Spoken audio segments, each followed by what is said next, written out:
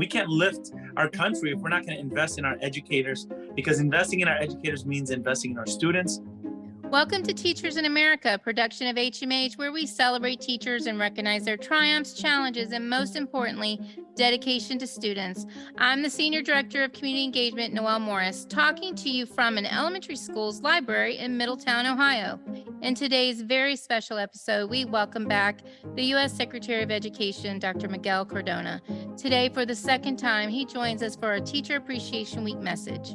Secretary Cardona's passion is to serve all students and improve their opportunities for success. He has 2 decades of experience as a public school educator, beginning his career as an elementary school teacher and going on to serve as a principal and assistant superintendent, all in his hometown of Meriden, Connecticut.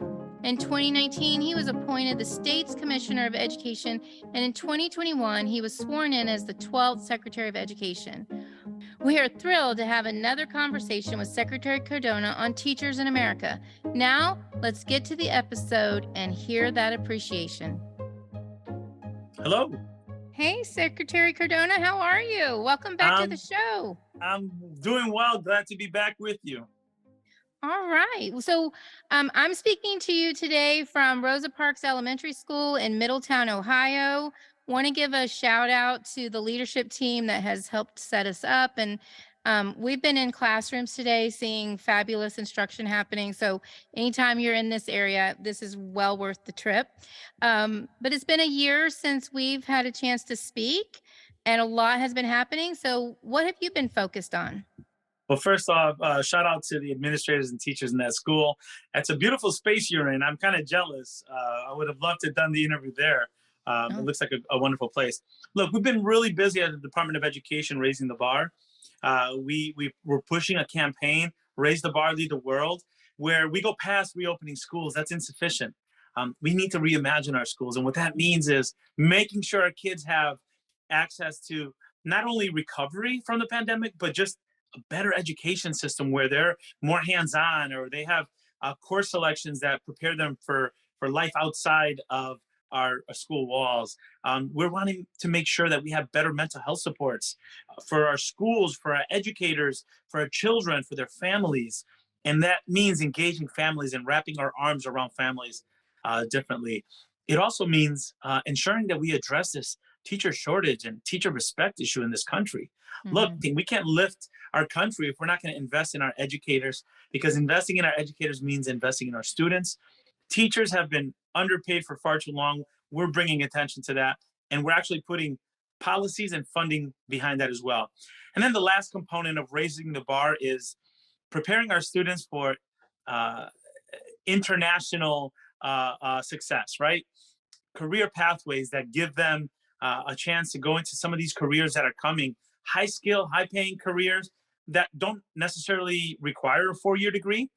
We have to make sure we're evolving our schools to provide students pathways into these careers that will exist, that will give them a chance to compete. And we're also promoting multilingualism, because we know if you're multilingual and multicultural, it's like an asset. It's a superpower. So we want our students to be prepared on the world stage, and we're raising the bar in education in the K-12 level, in addition to the great work we're doing to try to make college more affordable and accessible, and improving programs like the public service loan forgiveness. Look, we're busy. There's a lot of work to do, and we're excited about it. I'm so excited. You just said so much that in my half day of being in Middletown, I've seen starting, to be in action. The buildings that they've updated. I've seen bilingualism happening in classrooms. I've seen students helping their teacher get better with her Spanish, but the classroom is taught in a way that both languages are accessible and appreciated. So exciting. Love Raise the Bar. What's interesting that you said is HMH does an educator confidence report every year. And in our latest report from this year, we learned that teachers want and they benefit and they appreciate that family connection. Sure. What is your advice? How do you begin to think about it from where, you were in the classroom and a superintendent to forge and build that bridge and partnership with families from, pre-K all the way through graduation? Absolutely. Look, Teachers know, and I know this as I was a former fourth grade teacher, school principal for many years. A parent is a child's first and most influential teacher. I used to tell the parents when I was school principal, we're the supporting cast, and we recognize that strong partnerships with families, authentic engagement where parents feel connected, is the best way to help children succeed. We're supporting full service community schools, which in many ways support some of these efforts to get parents and schools connected. In my visits, Noel, to 40 states across the country in the last couple of years, the schools that reopened the best and the schools that are really making movements with student recovery are the schools that understand the importance of making sure families are connected, and not just parents. We have grandparents. We have extended family members that are a part of this process. So it's something that we want to double down on and say, we believe parental and family engagement is critical. It's not it'd be great to have. It's critical to the Mm. success of our children. Mm. Now, last year we were meeting during Teacher Appreciation Week. You had just finished the gala, meeting the Teacher of the Year, celebrating teachers from every state. What was one of your favorite moments from this year? It was amazing. You know, it's amazing. They're in the White House. I was in the Oval Office with Rebecca Peterson and her family. We did a forum with the First Lady and the teachers of the year from every state, and it was amazing how humble they felt. Yet they're the ones that we should be lifting up.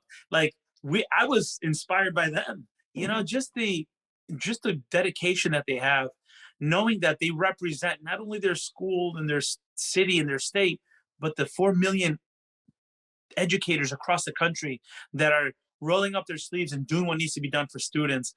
So for me, the focus group with the First Lady was really special Mhm. because there were no cameras. We were just having an honest conversation. And what we learned there from them is, look, we're going to continue to go to bat for our kids. We just want to make sure that as a country we're being respected. That's not a lot to ask for. We rolled out our ABCs of teaching, right? Agency for teachers. Let's respect their voice. Let's respect their professionalism and their understanding of what to do for kids. That's agency. B is better working conditions. Make sure that there are social workers, psychologists in schools to provide support. Make sure that teachers have pathways to job opportunities within the career of education, and make sure they have professional development. And then C, competitive salaries. Make sure we're paying our educators a competitive salary. Unfortunately, in our country, educators, teachers make on average 20% less than people with other degrees. So we listened to our educators. That's the part that I enjoyed the most. And they reminded us of the ABCs of teaching. Oh, well, raise the roof on that. I mean, I'm so excited that teachers in this, in this part of the latest 4 years have a first lady that is a teacher, understands that, and has you understanding not just from your, superintendent role, but classrooms. That's so important. And I personally think agency will keep teachers in the Mhm. classroom. Right. If we were working on teacher retention, let's think about that agency. Let's Yep. watch and trust, which is why I'm so excited what we do in HMH, which is teachers amplifying their voices, Yep. showing what they're doing in the classrooms, watching them make decisions very quickly in that moment of instruction, but also Yep. building those relationships. So I'm so appreciative of this time with you. My last question: what is your message that we'll be seeing on LinkedIn and on all your social channels about Teacher Appreciation Week? We see you, we hear you, and it's not just talk. Look at our budget proposals, look at our policies, look at what we're doing to outreach the states. We're trying to raise the bar across the country, and that includes making sure we go from just talking about respecting teachers to actions. Our policy agenda and our budget, the president's budget, reflects that we're committed to this because we really believe in it. We really believe in it. And to the teachers that are out there, you continue to inspire us. You're lifting our country, and we see you, we hear you, we appreciate you. Thank you. Oh, thank you so much. And Vanessa shared that we should make this a tradition. So let's think about Yes, next year. Let's find a location where we can be together and we can celebrate the ABCs of teachers. Um, I fantastic. I appreciate what you're doing, and we thank you for this time. Thanks for the time. Take care. If you or someone you know would like to be a guest on the Teachers in America podcast, please email us at shaped@hmhco.com. Be the first to hear new episodes of Teachers in America by subscribing on Apple Podcasts, Spotify, or wherever you listen to podcasts. If you enjoyed today's show, please rate, review, and share it with your network. You can find the transcript of this episode on our Shaped blog by visiting hmhco.com/shaped. The link is in the show notes. The Teachers in America podcast is a production of HMH. Executive producers are Christine Condon and Tim Lee. Editorial direction is by Christine Condon. It is creatively directed and audio engineered by Tim Lee. Our producer and editor is Jennifer Carujo. Production designers are Mia Fry and Thomas Velasquez. Shape blog post editors for the podcast are Christine Condon, Jennifer Carujo, and Alicia Ivory. Thanks again for listening.